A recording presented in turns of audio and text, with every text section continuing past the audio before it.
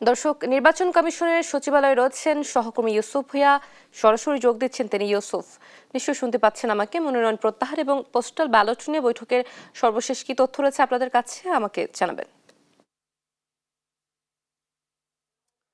আসন্ন ত্রয়োদশ জাতীয় সংসদ নির্বাচন এবং গণভোটকে সামনে রেখে কিন্তু প্রাথমিক ধাপে যেই কার্যক্রম, সেই কার্যক্রম কিন্তু সম্পন্ন করেছে নির্বাচন কমিশন। এবং এই কার্যক্রমের প্রেক্ষিতে আপনাদেরকে জানিয়ে রাখি যে আপনি বলছিলেন যে রিটার্নিং কর্মকর্তাদের কাছে যে মনোনয়নপত্র যাচাই বাছাইয়ের পরবর্তীতে যাদেরকে বাতিল করা হয়েছে, মঞ্জুর করা হয়েছে, পক্ষে বিপক্ষে সবাই কিন্তু আসলে নির্বাচন কমিশন সচিবালয়ে গেল 5 জানুয়ারি থেকে 9 জানুয়ারি পর্যন্ত আপিল আবেদন করেছিলেন।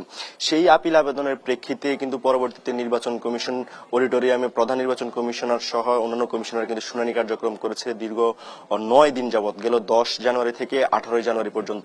পরবর্তীতে যাদের আপিল আবেদন করেছে প্রায় 645 জন আপিল আবেদন করেছিল এবং তার মধ্যে 425-30-এর অধিক কিন্তু আপিল মঞ্জুর করেছে নির্বাচন কমিশন এবং তারা প্রার্থীরাও ফিরে পেয়েছেন। এবং সেই জায়গা থেকে প্রাথমিক জায়গায় দাফের যে কর্মকাণ্ড, সেই কার্যক্রম শেষ করেছে। কার্যক্রম শেষ করার পরবর্তীতে আজকে কিন্তু প্রার্থিতা প্রত্যাহারের শেষ দিন এবং রিটার্নিং কর্মকর্তার কার্যালয়ে কিন্তু বিভিন্ন জায়গায় কিন্তু প্রার্থিতা প্রত্যাহার শুরু করেছে যারা যারা নির্বাচন আসলে অংশগ্রহণ থেকে সরে দাঁড়াচ্ছে তারা।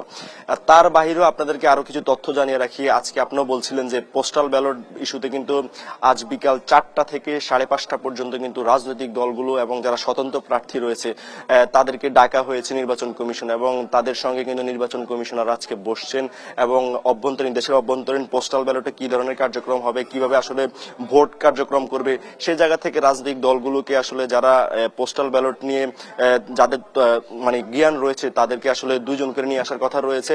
সেই জায়গা থেকে তাদেরকে আজকে ডাকা হয়েছে। সেই সঙ্গে প্রত্যাহার কার্যক্রম চলছে শেষ পর্যন্ত। আগামীকালে কিন্তু প্রতীক বরাদ্দ হবে এবং চূড়ান্ত প্রার্থী তালিকা ঘোষণা করবে নির্বাচন কমিশন। তো তার পরবর্তীতে 22 জানুয়ারি থেকে কিন্তু প্রচারণা শুরু হবে, নির্বাচনের অফিসিয়াল কার্যক্রম। এবং প্রচারণা পরবর্তীতে কিন্তু প্রতীক্ষিত 12 ফেব্রুয়ারিতে নির্বাচন অনুষ্ঠিত হবে। তো আজকের যে প্রত্যাহারের কার্যক্রম, সেই প্রত্যাহারের কার্যক্রম কিন্তু দিনব্যাপী চলবে এবং বিকেলে কিন্তু রাজনৈতিক দলগুলোর সঙ্গে আনুষ্ঠানিকভাবে বসতে যাচ্ছে নির্বাচন কমিশন। তো এই ছিল নির্বাচন কমিশন থেকে সবশেষ।